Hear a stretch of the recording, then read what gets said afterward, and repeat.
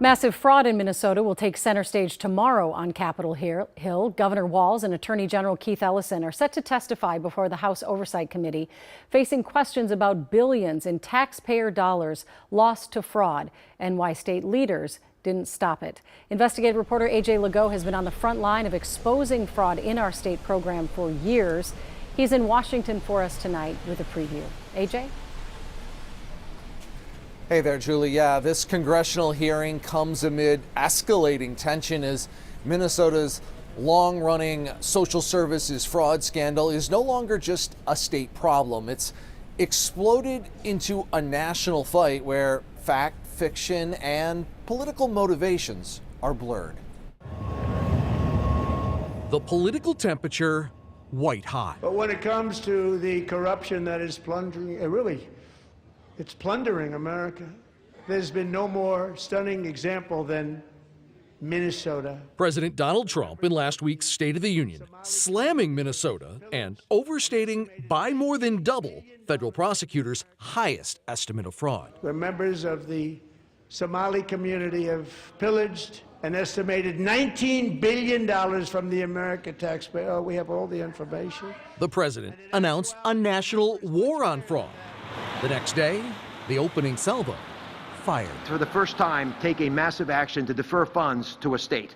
Let's start with this Medicaid program in Minnesota. Medicaid Administrator Dr. Mehmet Oz and Vice President J.D. Vance announced the federal government is withholding Medicaid funding, totaling more than $250 million.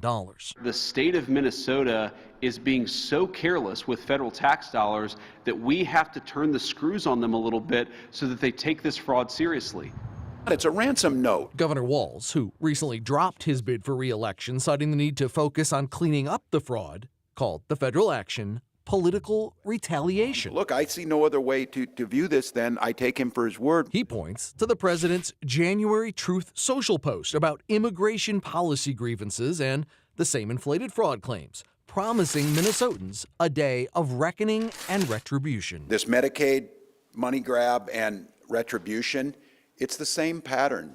They used false information as a pretense to do Operation Metro Surge. The governor contends Minnesota has already taken significant action to strengthen oversight, initiating a third-party audit and prepayment review for 14 high-risk programs.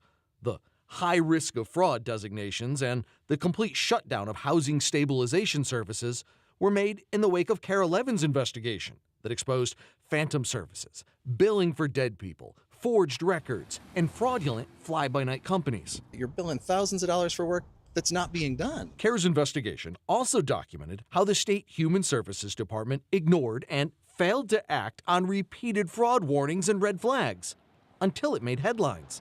The state has since initiated numerous reforms, but the Trump administration now claims not enough, while offering no new evidence. The White House solution to this is to take health care from poor people. Governor Walz now coming into the nation's capital to testify before the House Oversight Committee. When asked by Carol Levin about his planned testimony, he said fraud is being used as a pretext, a bad faith excuse already utilized to flood Minnesota with thousands of immigration agents, resulting in chaos in the streets, a flood of federal prosecutors resigning, delays to actual fraud investigations, and 2 American citizens, Renee Good and Alex Preddy, shot dead. I'll just preview this for you. This is congressional oversight. Where is the oversight on the investigations into 2 dead Minnesotans? Where is the investigation of what happened to Minnesota during Metro Surge? These congressional oversight hearings are often little more than political theater, but as this fraud fight wages, one thing is true: Minnesota's most vulnerable are caught in the crossfire. Julie? Well, AJ, admittedly, it's political for both sides.